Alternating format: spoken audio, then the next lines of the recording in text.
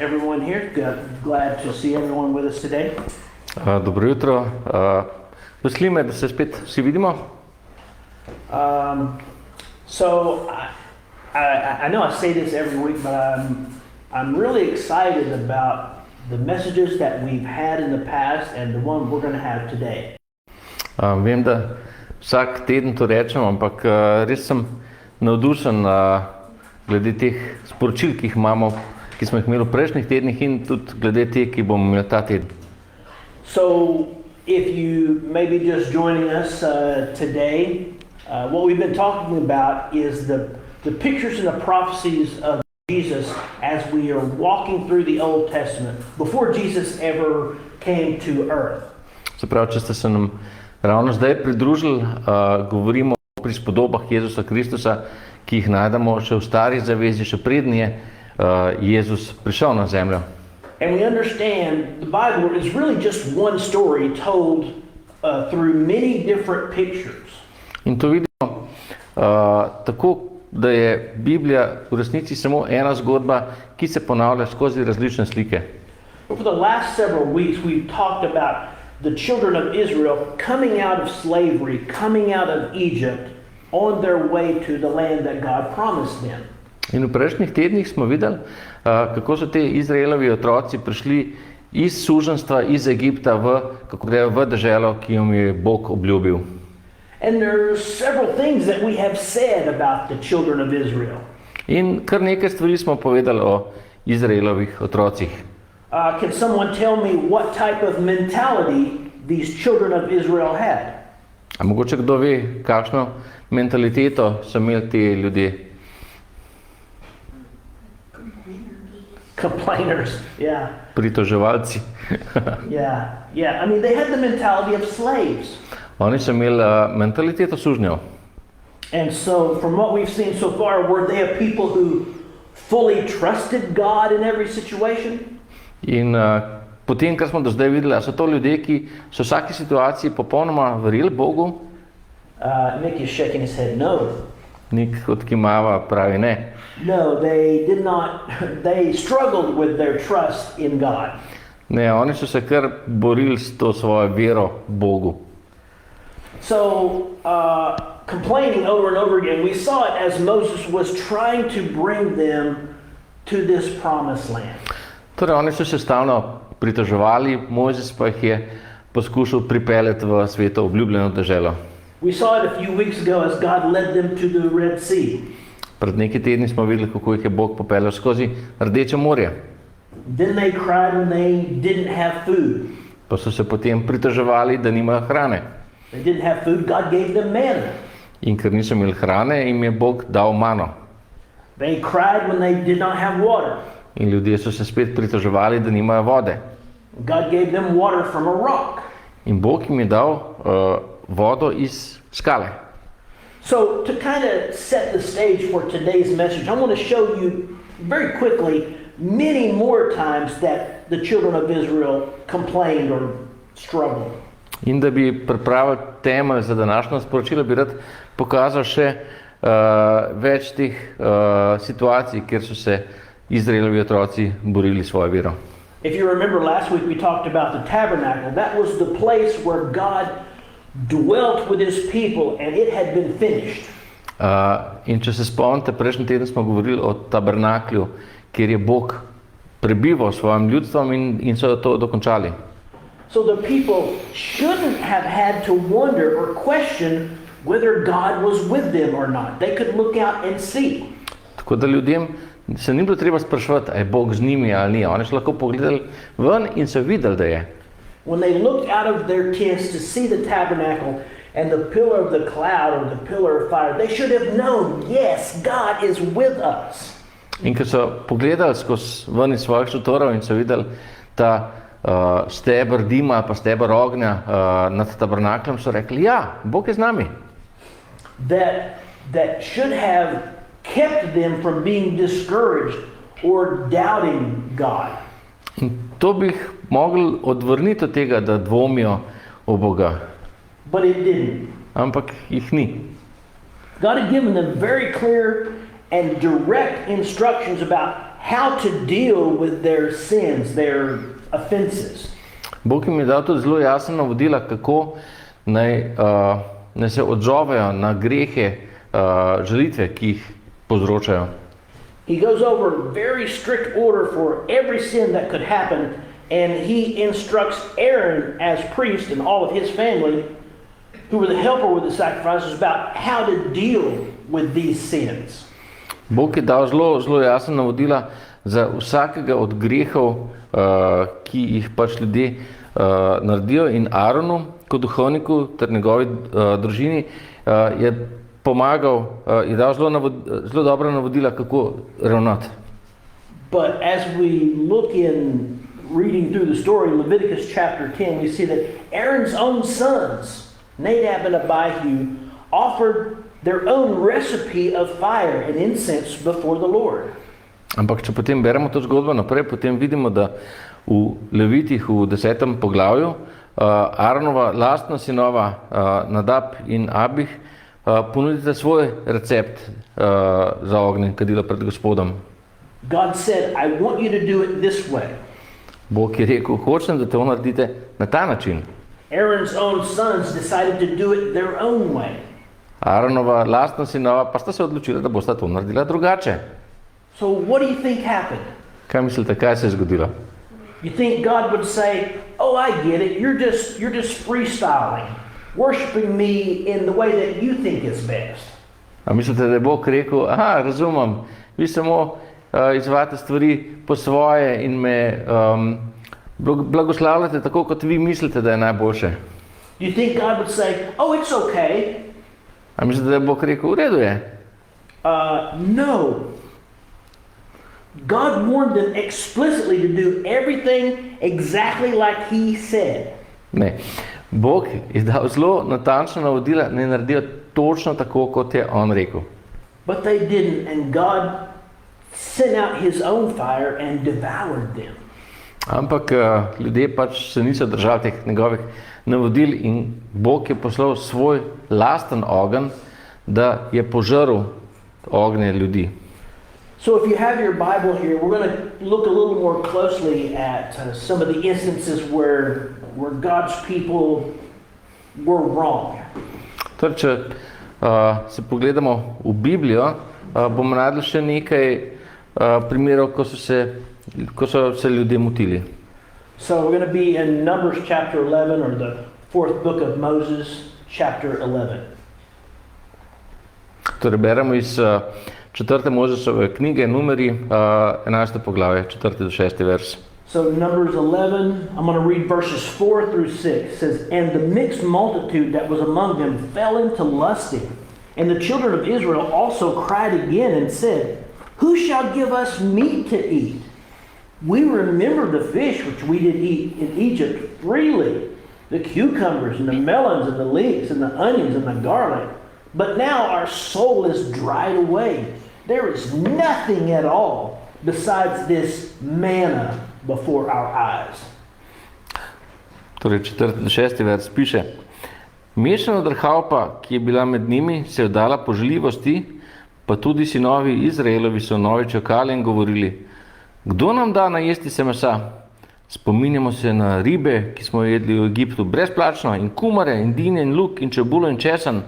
Sedaj pa je naša duša suha, ničesar nimamo tu, samo tisto mano vidijo naše oči.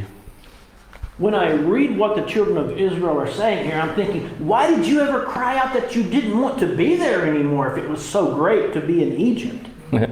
Ko beremo tole, kako so se pritoževali Izraelci, pomislimo, zakaj pa potem ste sploh hoteli iti iz Egipta?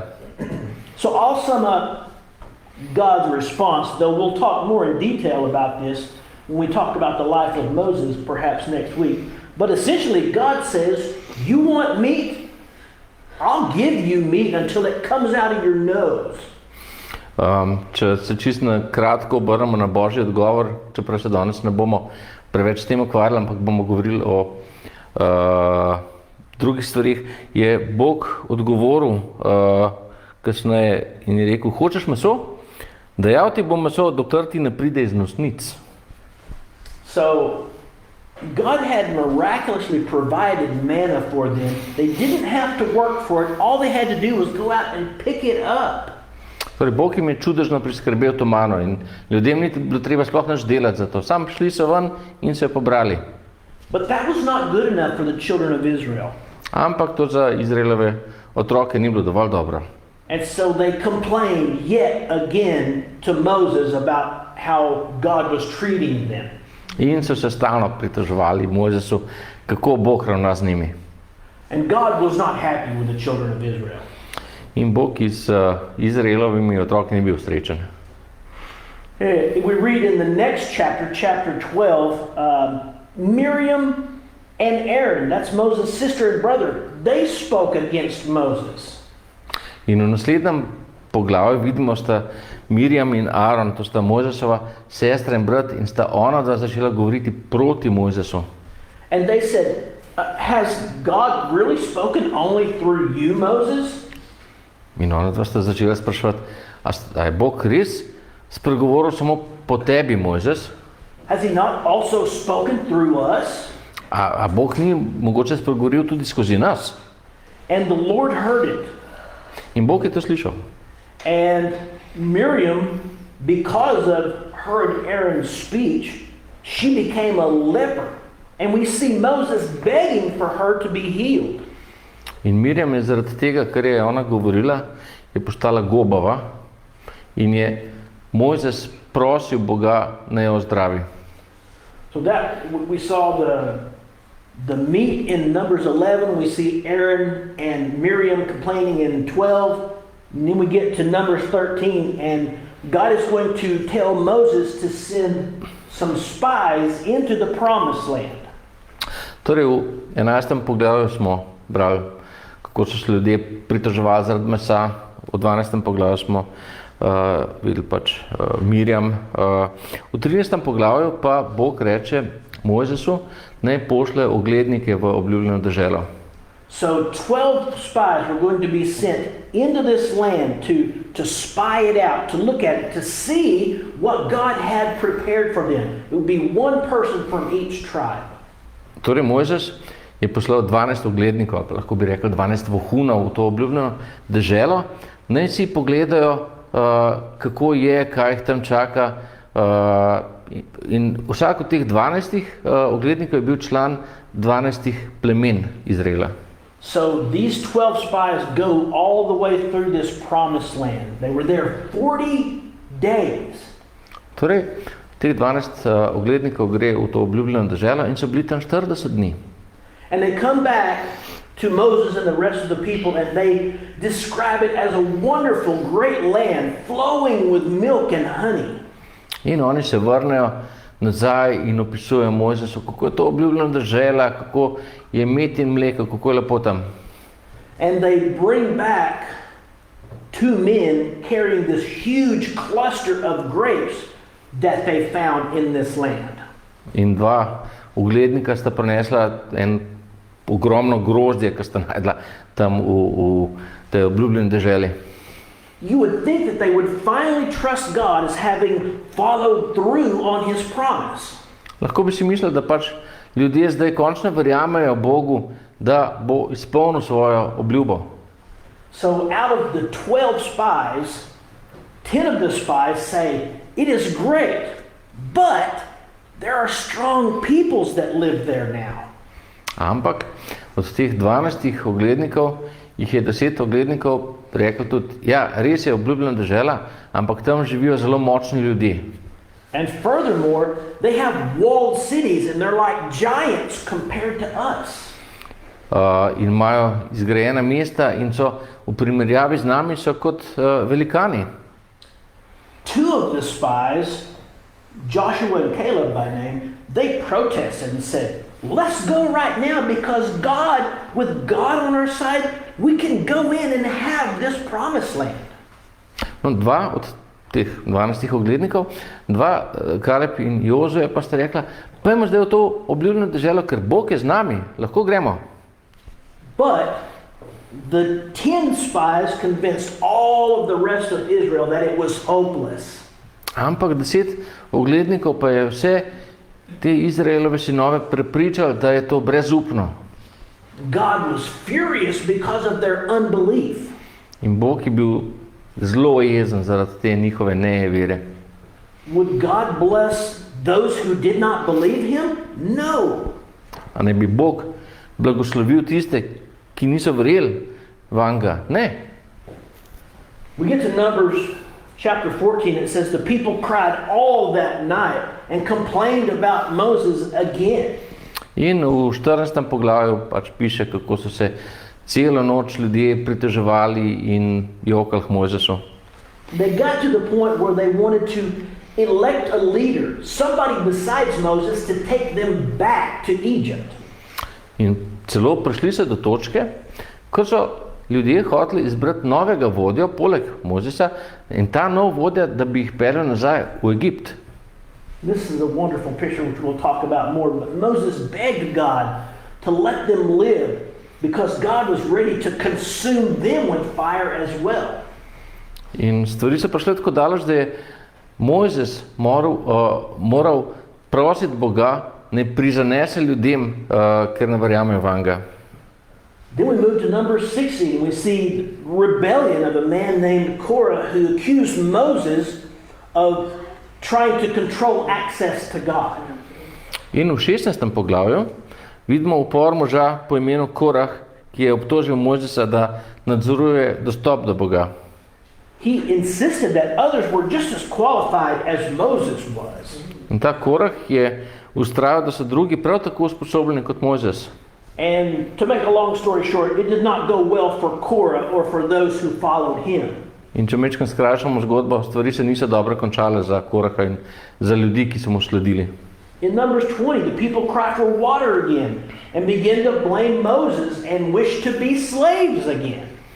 V 20. poglavju spet lahko beremo o tem, kako ljudje kličejo po vodi in začnejo kriviti Mojzesa in si spet želijo postati sužnji. And now we arrive to the place where we're going to talk about today, Numbers chapter 21. And I'm going to be looking at verses 4 through 6. In zdaj smo prišli do 21. poglavja, kjer si bomo bolj podrobno pogledali 21. poglavje, 4. do 6. vers. Says this, and they traveled from Mount Hor by the way of the Red Sea to go around the land of Edom, and the soul of the people was very discouraged because of the way. And the people spoke against God and against Moses. Why have you brought us up out of Egypt to die in the wilderness? For there is no bread, neither is there any water. And our souls hate this manna. And the Lord sent fiery serpents among the people, and they bit the people, and many people of Israel died. In piše, in šli so od gore Hora po poti, ki vodi k Rdečemu morju, da bi obšli deželo Edomsko. In ljudstvo je postalo malosrčno na poti. In govori ljudstvo zoper Boga in zoper Mojzesa. Zakaj ste nas peljali iz Egipta, da umrjamo v puščavi? Kajti tu ni kruha, ne vode. In duši naši se že studi tista prelahka jed. Tedaj pošlje Gospod ognjene kače med ljudstvo in so jih pikale, da jih je mnogo pomrlo iz Izraela. It probably shouldn't be surprising to us that the children of Israel cried out against God and against Moses once again. Verjetno nismo več presenečeni, da Izraelovi otroci se spet pritožujejo proti Mojzesu in Bogom. I can't keep track of how many times the people have cried against Moses and God. Ne moram več slediti, kolikokrat so se ljudje pritoževali proti Mojzesu in Bogu. They said they had no bread. Was this true? No. Rekli so, da nimajo kruha. A je to res? Ne. They said they had no water. Was that true? Had God not supplied them with their every need? Yes, he had. Rekli so, da nimajo vode. A jim ni Bog priskrbel? Ja, ko so jo potrebovali, ja, imel je. And what God did supply them, that they didn't even have to work for, they hated. In tisto, kar jim je Bog priskrbel, pa jim sploh ni bilo treba delati za to, tisto so sovražili. And this time they complained just because the path they were traveling was hard. In tokrat so se pritoževali samo zaradi tega, ker je bila pot, po kateri so šli, težka. These children of Israel had very short memories, and they only lived in the moment. They only lived in the now. What is happening now? Te Izraelovi otroci so imeli zelo kratek spomin in so živeli samo v tem trenutku, v trenutku zdaj. When the circumstances were not perfect, they fell into a deep depression and hated on God. Ko okoliščine niso bile popolne, so te ljudje padali v globoko depresijo in so sovražili Boga. Now, we all have to understand this. God is long-suffering with us. I can personally testify to this. Moramo razumeti, Bog je potrpežljiv z nami in lahko pričamo o tem. But there is a limit to how long He will allow His children to turn their back to Him. Ampak obstaja pa meja, do katere je on dovolil svojim otrokom, da mu obračajo hrbet. So, in essence, God said, okay, if you hate me, then I want you to deal with these snakes that I've been protecting you from. In potem je v bistvu rekel, v redu, če me pa sovražite, potem se pa ukvarjate s temi kačami, pred katerim sem vas varoval. And many people began to die because of the snakes. In veliko ljudi je začenjalo umirati zaradi kač. So this got their attention, and what do? They immediately run to Moses. In seveda to jim je prebudil pozornost. Kaj so naredili? Takoj so tekli k Mojzesu. And I want to read verse 7, the very next verse. It says, therefore the people came to Moses and said, we have sinned because we have spoken against the Lord and against you. Pray unto the Lord that He take these serpents away from us. And Moses prayed for the people. In takoj v naslednjem verzu, v 7. verzu, vidimo, kaj se zgodi. Piše, in pride ljudstvo k Mojzesu govoreč, grešili smo, ko smo govorili zoper Gospoda in zoper tebe. Moli Gospodu, da vzameš od nas kače. In Mojzes je molil za ljudstvo. It's a good thing that Moses was their leader and maybe not some of us, right? Še dobro, da je bil Mojzes njihov vodja in ne kakšen od nas. We might have said, hey, you go pray to God. I'm done with you. Mogoče bi mi rekli, pejte vi sami moliti k Bogu, mi smo upravili z vami. But Moses prayed for them, though, because this is the type of man that he was. Ampak Mojzes pa je, on je molil zanje, ker on je tak človek. So I'm going to read now God's answer to Moses in verses 8 and 9. Zdaj bomo brali Božji odgovor Mojzesu v 8. in 9. verzu.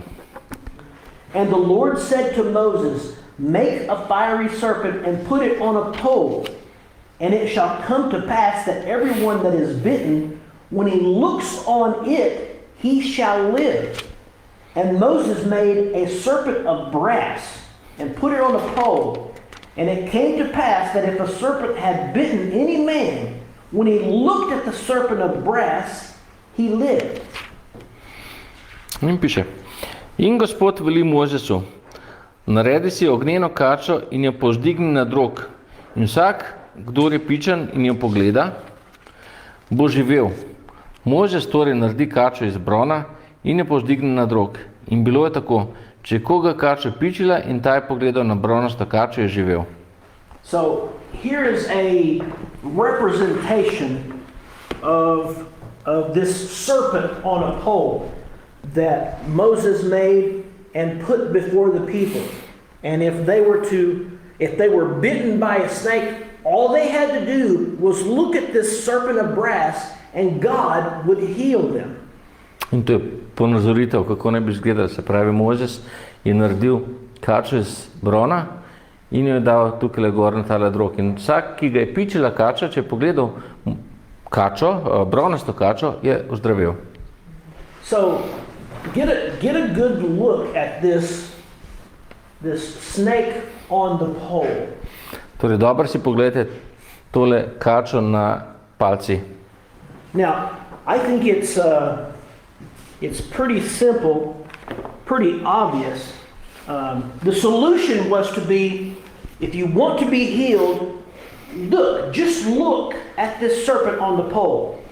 Se pravi, dosti jasno je. Rešitev je bila, če hočeš ozdraveti, samo poglej kačo na palci. Here's something that I just can't ignore that is pretty obvious for us to see also. In ne moram spregledati, da je tudi za nas kar nekaj očitnega, kar lahko vidimo. When you see an ambulance, ambulances always have a certain symbol on the side.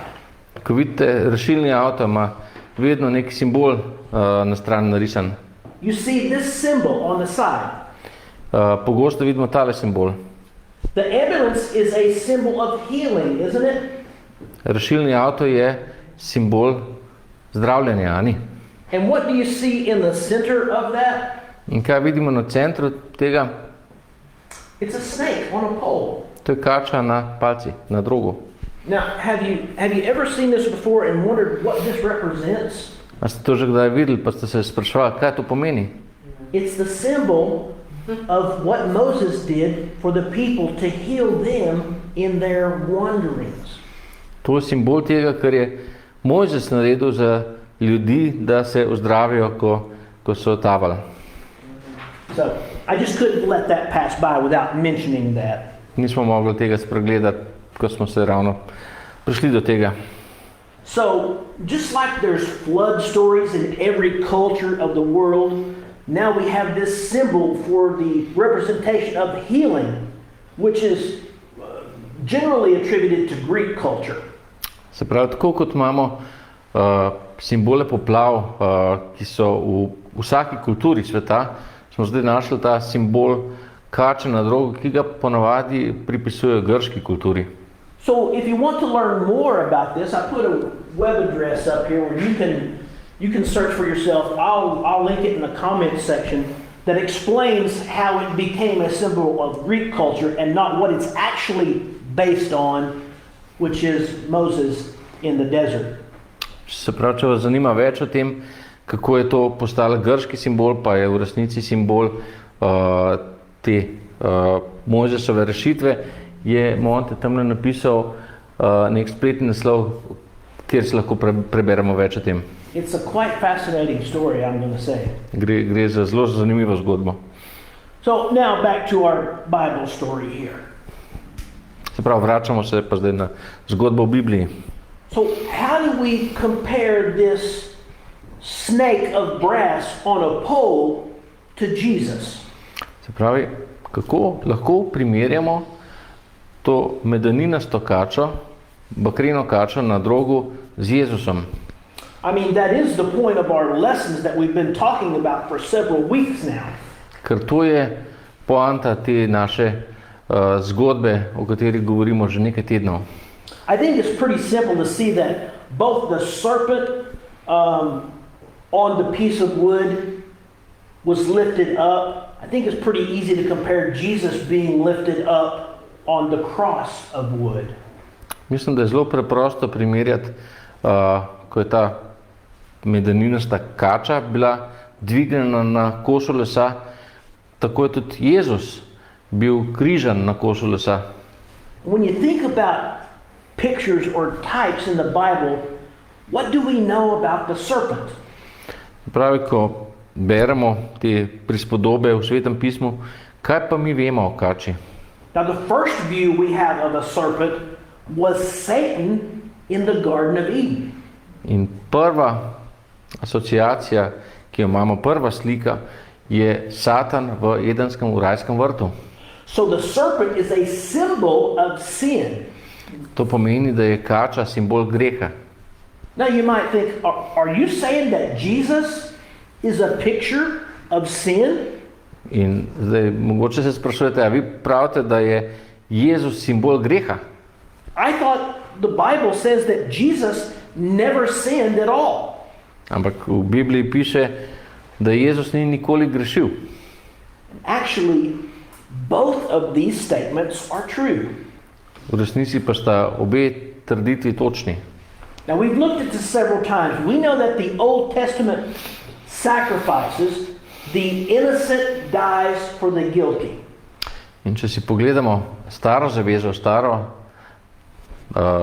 Star testament, tam piše, da grešniki, se pravi, da nedolžni umirajo za grešnike. And so we know from the Garden of Eden that when Adam and Eve sinned, it brought death into the world. In mi vemo, da ko sta Adam in Eva grešila v Edenskem vrtu, da sta prinesla smrt na svet.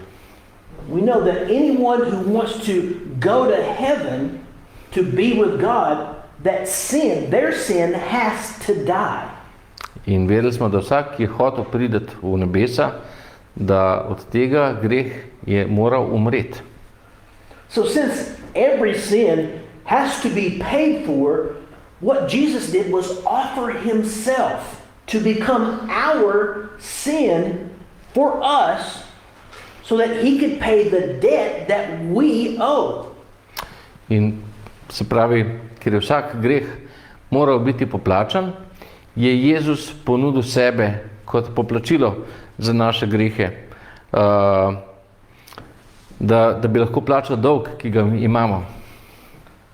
And this is exactly what we're told in 2 Corinthians chapter 5 verse 21. In točno to piše tudi v drugem pismu Korinčanom 5. poglavje 21. vers. So that verse says, God has made him to be sin for us, who he knew no sin, that we might be made the righteousness of God in him. In tam piše, njega, ki ni poznal greha, je zavoljena storil za greh, da bi mi postali Božja pravičnost v njem. What a beautiful picture. In to je krasna slika. And even more we can see that both of these were lifted up. And once they were lifted up, they could save the lives of those who were dying.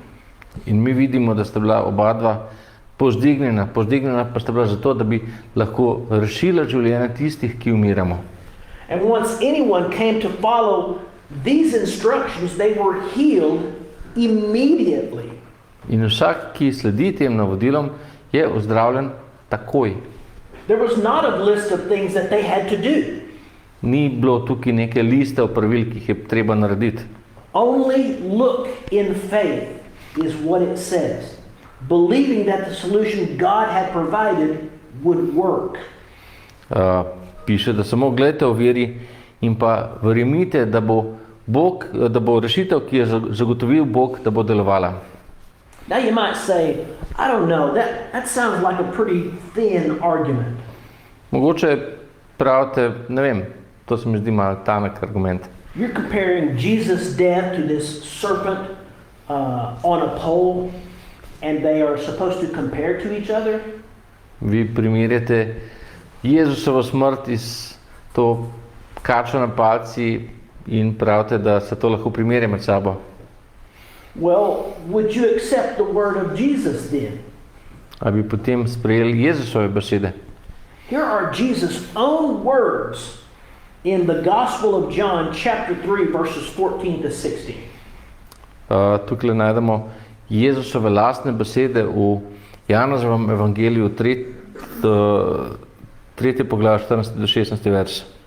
Jesus said, and as Moses lifted up the serpent in the wilderness, even so must the Son of Man be lifted up, that whosoever believes in him should not perish but have eternal life. For God so loved the world that he gave his only begotten Son, that whosoever believes in him should not perish but have everlasting life. In tukaj piše Jezusove besede. In kakor je Mojzes povzdignil kačo v puščavi, tako mora biti povzdignjen Sin človekov, da bi vsak, ki veruje, imel v njem večno življenje. Bog je namreč svet tako vzljubil, da je dal svojega edinorojenega Sina, da bi se nihče, kdor vanj veruje, ne pogubil, ampak bi imel večno življenje. So, it's amazing. The most well-known and memorized verse in the Bible, John 3:16, is actually connected to Jesus comparing his death to what Moses did in the wilderness. Torej, To je kar dosti neverjetno. To je najbolj znan vers iz Biblije, najbolj na pametno učen vers in je povezan z Jezusom, ki svojo smrt primerja s tem, kaj je Mojzes naredil v puščavi. But I also want to point out that these words that Jesus just said are connected to the story of Nicodemus. Rad pa bi povedal še to, da so ti verzi povezani z zgodbo o Nikodemu. Nicodemus was a very religious man, strictly religious, and he came to Jesus at nighttime to question him.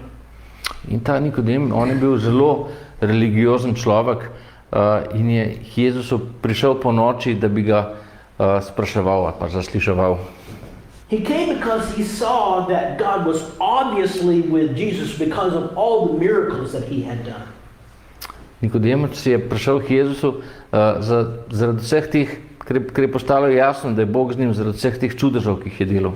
So if we go back a few verses from the ones that I just read, John chapter 3 verse 3, Jesus says this to Nicodemus, "Truly I say unto you, except a man be born again, he cannot see the kingdom of God."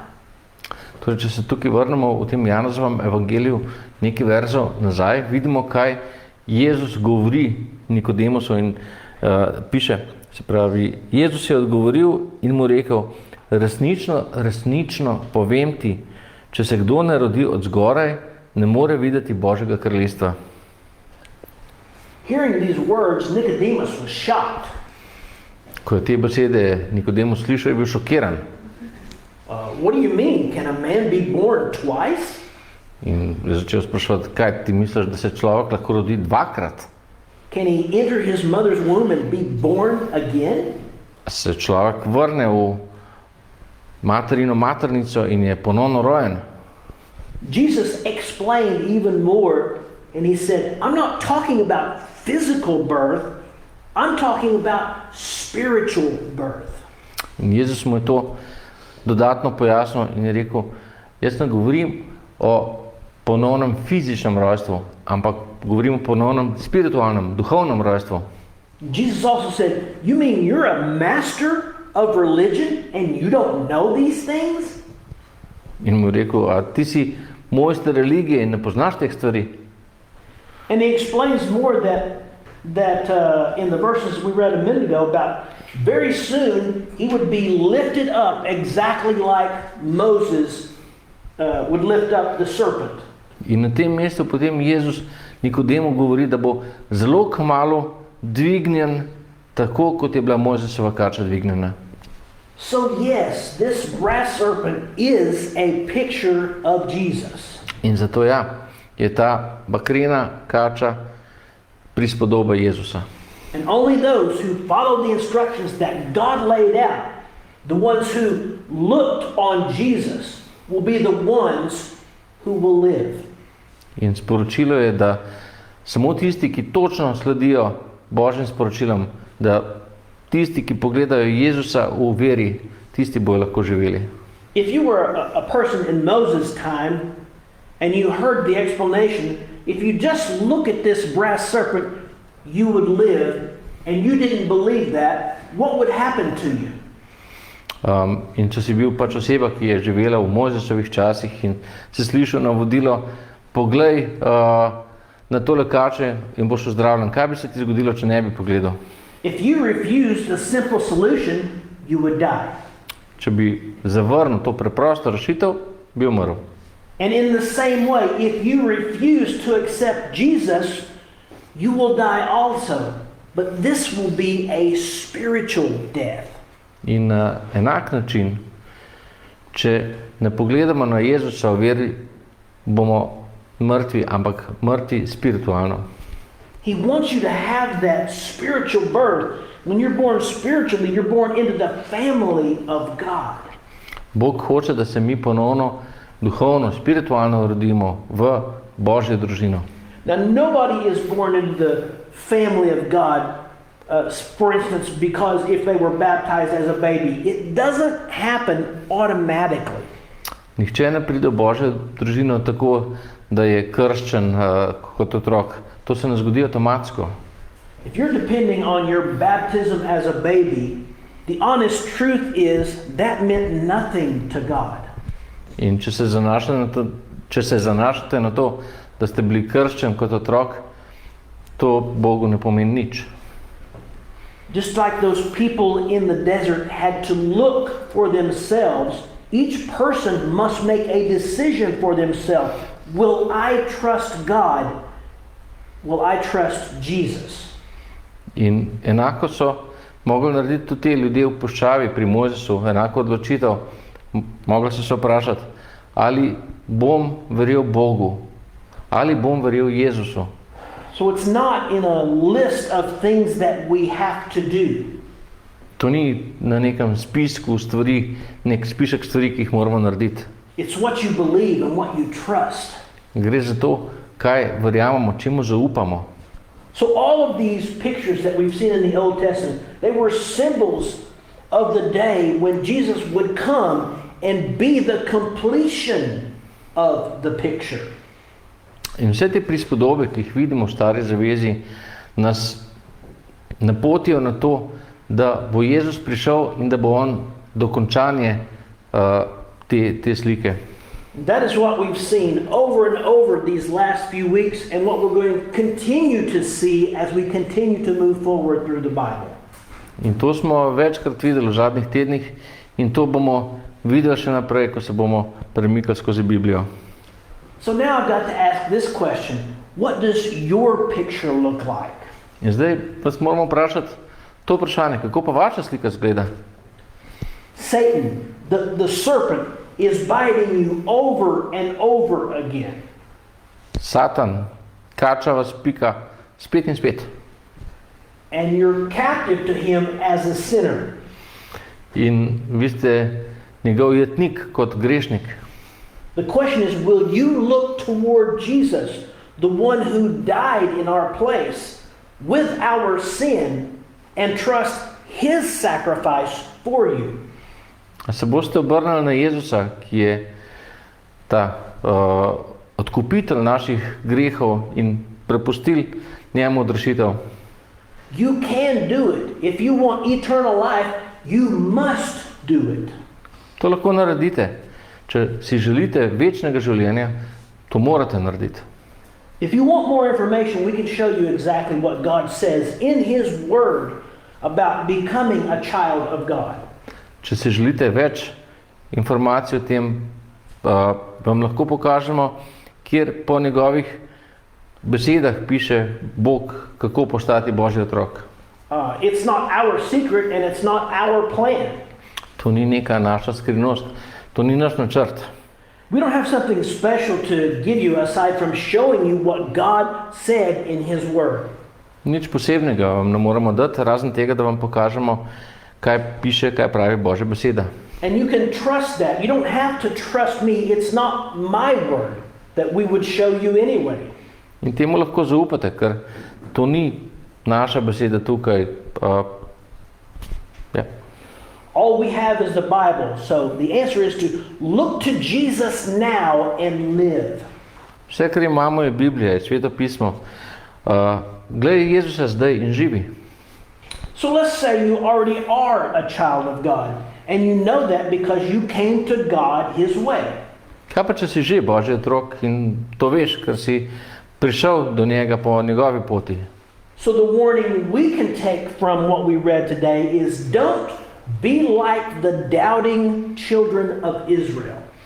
Ta opozorilo, ki ga mi lahko vzamemo, je ne bodite taki, kot so bili dvomljivi otroci Izraela.